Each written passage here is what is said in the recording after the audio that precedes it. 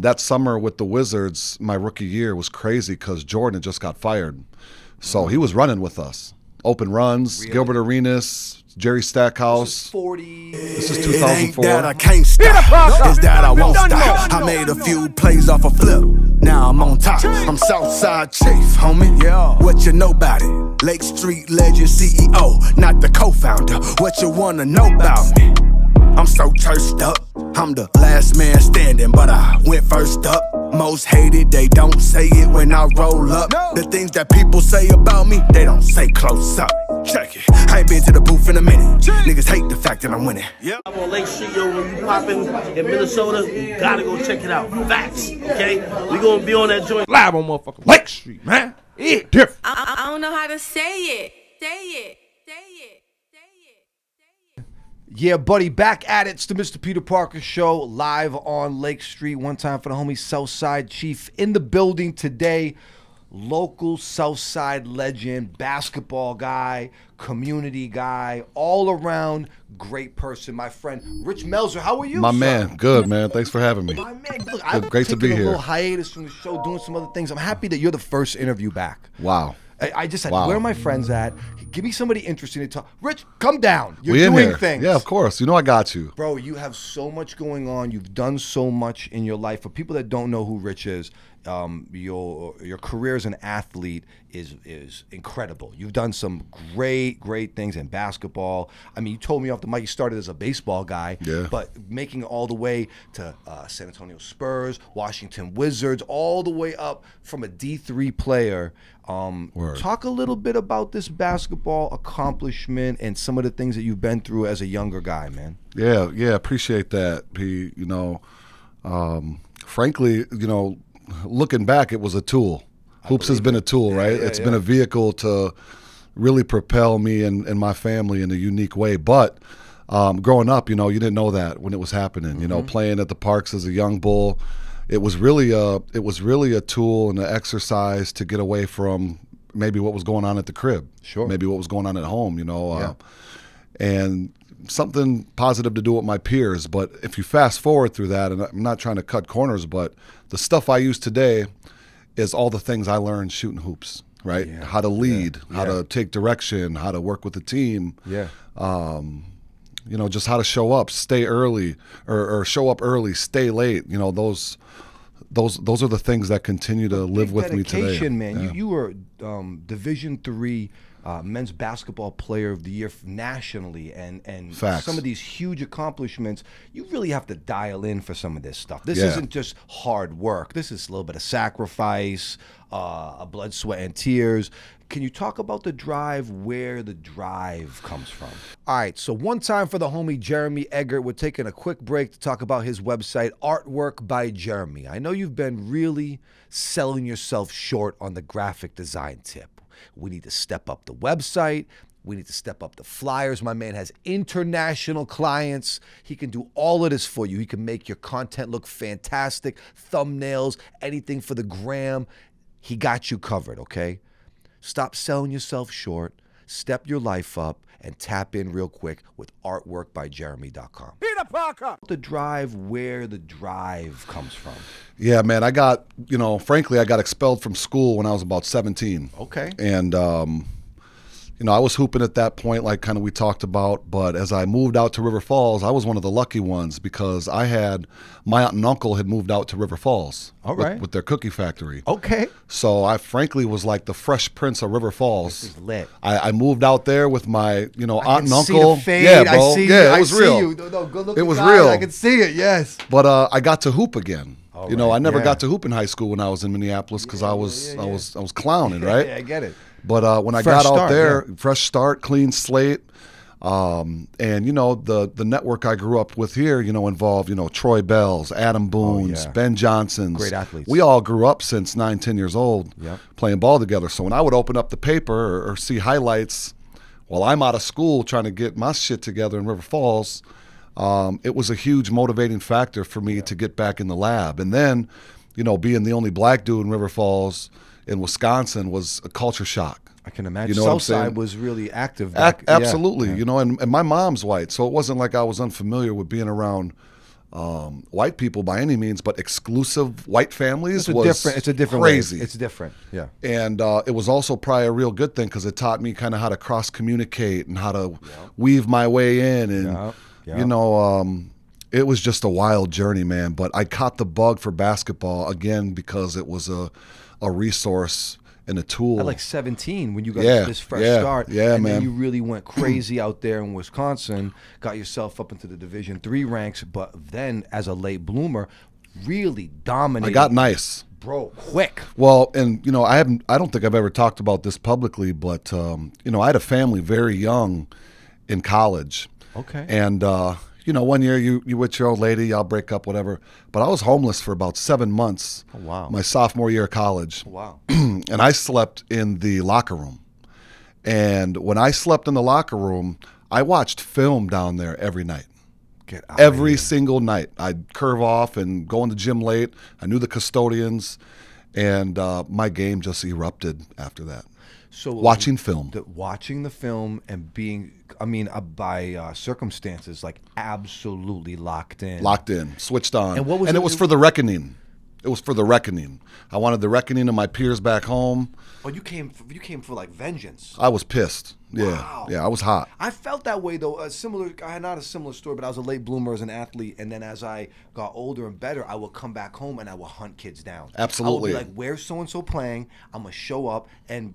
Pause mode to work them out. Like it's Facts. gonna be and I would take pride in coming and busting people's ass, but friendly in a way. Like, oh, I'm maybe I was whacked then, but now I'm better now. You want to show your work, man. You work hard. You want to show your work. You want to take it out on somebody. So you really were coming back around, playing at a high level, and then you got yourself up this national thing. Then you get all the way into this conversation. Washington Wizards around Gilbert Arenas and Kwame Brown. These 04. Yep. Whirlwind. Out there with the Spurs around these. I mean, this is the Matt Bonner, Tim Duncan era we talking about? Yeah, absolutely. Tim Duncan, Manu, I mean, the whole nine, you know. Wow. Yeah, every day. Legendary every day. squads. Clowning, yeah. Really? Yeah. Good guys? It was the first year. Great guys, man. Tim is one of the most stand-up dudes ever. You know, before that, I had a cup of coffee with the Wizards. Yeah. You know, I played Division III basketball, bro. So when I turned pro, I'd never seen nothing like these dudes. This is shocking, before, bro. You know? No, but this is a rare. It's space, crazy. Rare space it's to bananas. be in. Yeah, because you're playing down a little bit. We talked about this. There's guys in the Division III level that could play higher. Maybe they're a little lazy. Their grades ain't great. But then when you get to that next level, it's different. They're serious competitive guys. My first pre-draft workout was with Andre Iguodala and Josh Smith. I mean, I'm coming from Wisconsin, River Falls, bro. These dudes are taking off from the line in warm-ups. How did you compete against guys like that? Well, I was older. I was 23 at that time. So even though they were much more athletic than I was, I did really well in my workouts. Yeah, I can imagine. And I still had something to prove because I had guys that I grew up with that were already in the league. And you're smart. You're watching film, so yeah, maybe they're athletic, but you know how to play. I knew basketball. how to play, absolutely. Yeah. That summer with the Wizards, my rookie year, was crazy because Jordan had just got fired. So he was running with us. Open runs, Gilbert Arenas, Jerry Stackhouse. This is 2004. Mike is 44, 43. Yeah, 42, 3 up. How is you 43-year-old Mike is strong. Is cooking. Every day. He's cooking. Everybody. He's talking shit. Everybody knows not to talk shit to him. Did you say anything to Mike on the court? I might have thumped on him a time or two during open runs. Bumped him a no, little bit? dunked. Really? Yeah, word. Rich dunked on Michael Jordan at the Wizards camp. This is a Lake Street exclusive. Open runs. Sure. You know what I'm saying? But you just go the other way. Talk about confidence in life moving forward. Yeah. You see them sneakers? Nah, for real. What? I got Stack a couple times, you know. And really? Shout out to Stack. You know I rock with you, bro. But you're just trying to come up. But what happened, bro, you know, summer and open runs were going great. But then Coach Eddie Jordan threw that Princeton offense at us in training camp. And I went from playing to thinking. Yeah. And it was a quick, you know, it's different. I was 86 before our first game. But it was a huge learning curve for me. And definitely developed some grit and some muscle, you know. What was the playing against Mike has got to be unbelievable, and just the overall just a great experience, something you keep with you, you know. Facts. But somebody else that really was exciting to play against? Gilbert Arenas. I can imagine. I mean, the dude's work ethic was crazy. I've heard him talk about it recently. You know, I came out with Gerald Fitch that year, so we would tandem, and like Gilbert would stay at his crib. You know, his chef would cook for us. We'd go to the gym. Cool dude. Great dude. I see him on Young he has Bull a podcast, doing well. Young Bull, man. He showed love on the podcast too, man. Work ethic, crazy. Work ethic's nuts, man. I'd be in the gym working out, lifting weights at like 2 in the morning, and he'd walk by and be like, "What are you doing, bro?" I'm like, "What you mean? I'm trying to get right. What you mean?" Yeah. It's like, that shit don't make you better. And he'd be in the gym shooting 2,000 to 5,000 shots all day, every day. And this was right before he was taking off and battling LeBron and Kobe and giving really Kobe cooking. 60. It was that summer, bro, where he really that's cool. where he really went nuts. That's cool. Yeah. He doesn't get the credit for being as elite as he could have been, because he it got cut short with the drama and the locker room stuff. But dogs, Gilbert, injury, beast. Yeah, good egg, man. Shout out to Gil, man. He held me down. So all this work, these incredible accomplishments, and you know, there's this life thing happens to us, and you get to the peak of your career, and then you shift now. You're doing this thing now, this community-based thing. Now, you might not have always been doing this, but what was the shift like coming after basketball for you? All right, so one time for the homie Jeremy Eggert. We're taking a quick break to talk about his website, Artwork by Jeremy. I know you've been really selling yourself short on the graphic design tip. We need to step up the website. We need to step up the flyers. My man has international clients. He can do all of this for you. He can make your content look fantastic, thumbnails, anything for the gram. He got you covered, okay? Stop selling yourself short.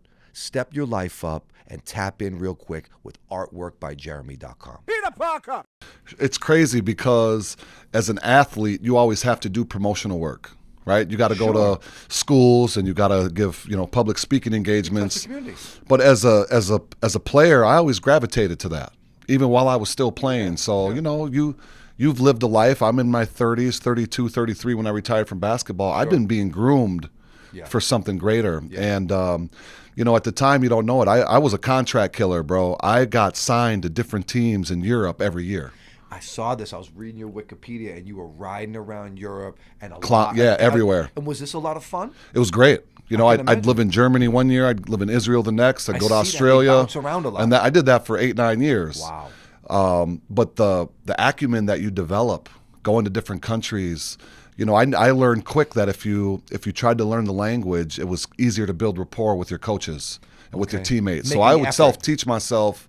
I'd self-taught myself Hebrew, German, Spanish. I'd write the things I wanted to say out phonetically. Wow. So I could get down with my peers and my teammates, which is why I always got to go back. Playing ball overseas, but then you really think about it as a world traveler. Right. And someone has to adapt and try to shift. Going from Boston to Minnesota is a shift. I can imagine going to Hungary or Germany. Okay. Germany, Israel, and then you're in DR or Spain, totally France. Different cultures. Everything's different. Yeah, but what was your favorite overseas? Ooh, I rock with Israel. Big time. Israel, the weather's crazy. Yeah. I was single at one point, so that was a good look Beautiful too. Women, great food. Yeah. Culture, Australia's crazy. I rock with Germany. Wow. France was cool, but I don't really get French. I'm a wholesome Midwestern kid. I get it. I don't really deal with the French temperament that well. Arrogant. It's wild. I got a French father-in-law. He's arrogant. I like him. Yeah. Sometimes it's tasteful, my dog, shout out to Frenchie. Yeah. No, but I get it though. So you travel the world with the basketball stuff, literally Australia, France, Israel, and beyond.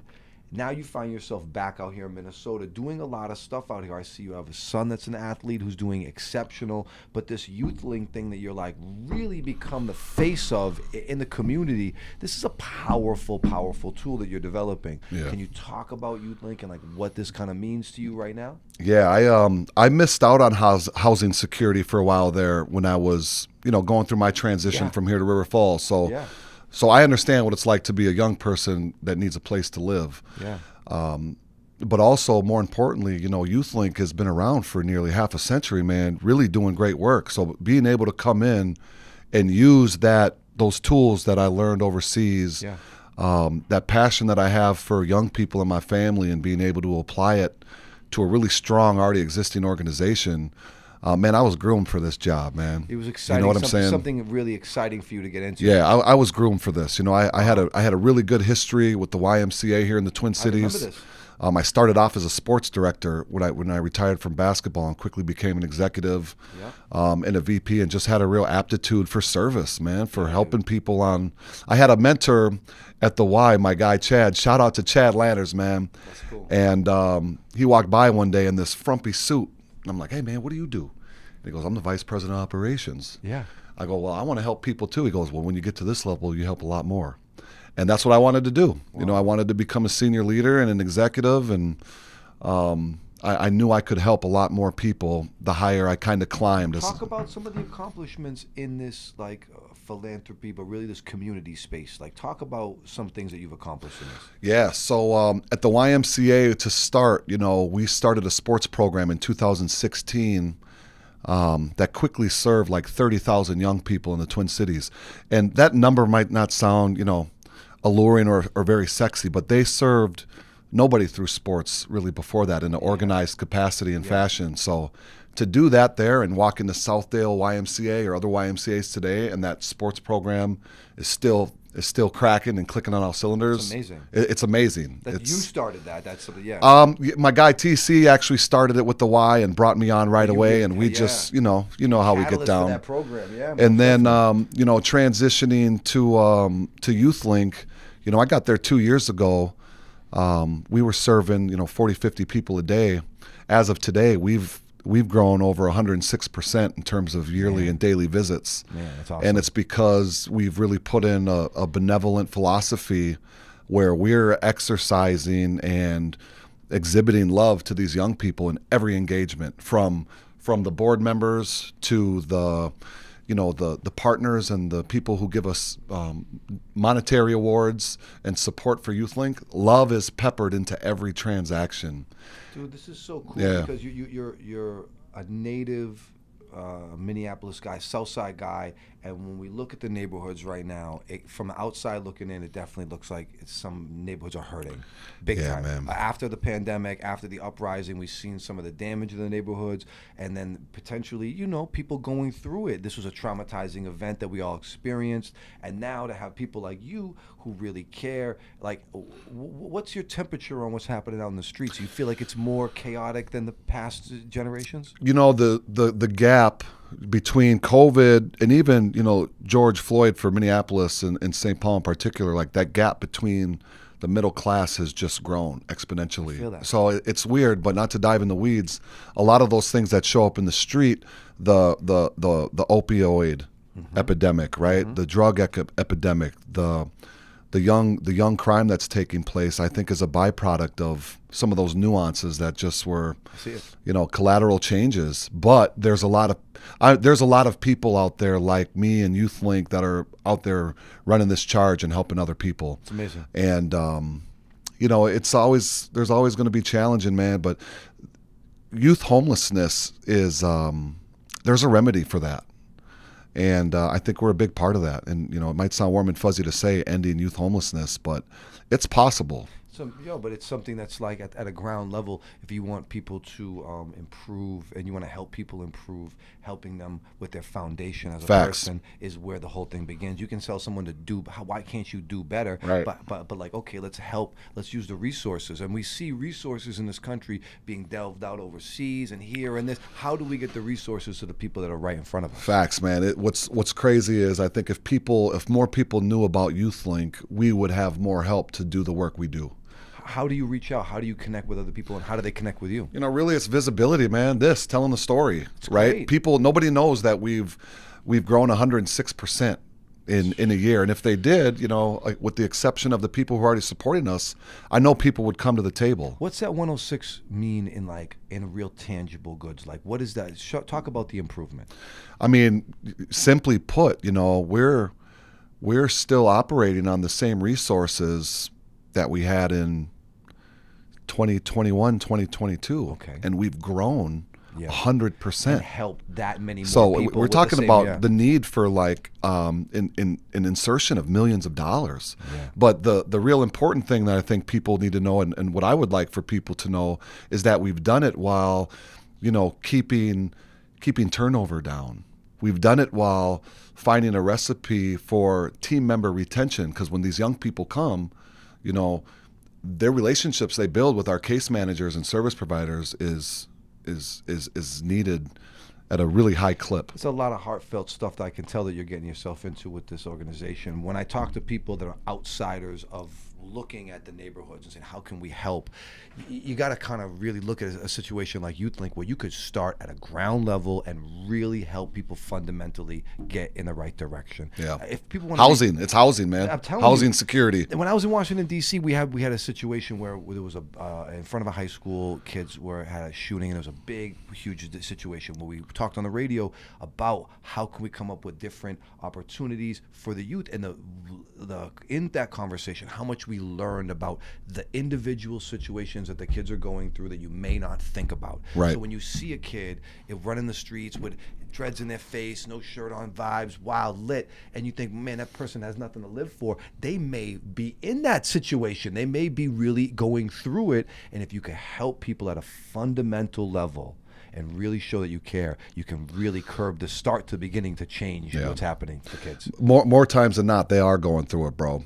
Yes. And what's really special about it is, you know, with the political climate, right? The right, left, all this stuff. I get it. All of us on every side have a family member like this under our umbrellas that we need to care for and nurture. Over here. Yeah, right. Everybody got somebody. Right. So it you know, as bad as it is kind of a binding remedy. You know, and at the same time, people think of, you know, youth homelessness as like this really dark phenomenon, which it is, right? It's but where we're at YouthLink, there's a lot of light coming out of this place, man. You know, our building is visually appealing, and for those that don't know, you know, we serve young people experiencing homelessness between 18 and 24 years old in a drop-in style and case management style of service. So they can come in, they can seek refuge in this beautiful, visually appealing, safe space. They can eat. We have a healthy nutrition kitchen. We have case managers that are just really, really well formally educated on all of these trauma-informed influences to say, hey, where are you? What do you need? And then from there, boom, we get them long-term sustainable housing. Have you seen some big turnaround in kids? I have, yeah. We have, there's one in particular who's not a kid anymore, a young person, but he was one of the people who started VOYAC, which is our Voices of Youth Advisory Council. Yeah. So my bosses are actually the young people on this council who evaluate our work and tell us where we're clicking on all cylinders and where we need to really improve things. Yeah. So this VOYAC council is who I report to, but he started VOYAC with a couple other peers and is now on our board of directors as a professional. So that's that's an example of the transition. This dude went from literally being, you know, homeless and using YouthLink as a tool. Now he's guiding our strategic plans. Yeah. People are a victim of circumstance in a lot of situations, and you know what I mean, where you're born, how you were raised, your family situation, a lot of times are out of kids' control completely. A lot of kids I grew up with, you look at them and oh, so-and-so's got 9 brothers and sisters. Oh, yeah. They're going to make it out of that thing, you know what I mean? Like, there's no chance. No, man, God bless them, you know what I mean? And it's like, thank you for what you do on behalf of the community and the people out here. If people aren't giving you your flowers, you deserve them. Hey, we have a lot of help too, man. You know, I know you're around good people. Yeah. But Rich, you're a good dude, and you're doing great for the community. Congrats to your son out here hitting buzzer beaters. Mason, shout out to my young bull Mason, man. He's shout out to Mason. Shout out to Mason Melzer, man. He switched on. I'm a very, very proud father. I heard you know, all my boys are great, man. Devin, but Mason is the young one coming up. And he's trying to pick it up where me and Devin kind of left it off. I was asking him, like, did you have the Mason in the sweatshop? And he's like, no, he just kind of been evolving on his own. And you present the hoops to them and to watch it click and hit some shots. I mean, he's got 4 big brothers. Yeah, they've been working. So he's the tough kid. You know what I'm saying? He's got 4 big, 6'5", 6'6" plus brothers. Oh my God. Yeah, and it's starting to come together for him. It looks like.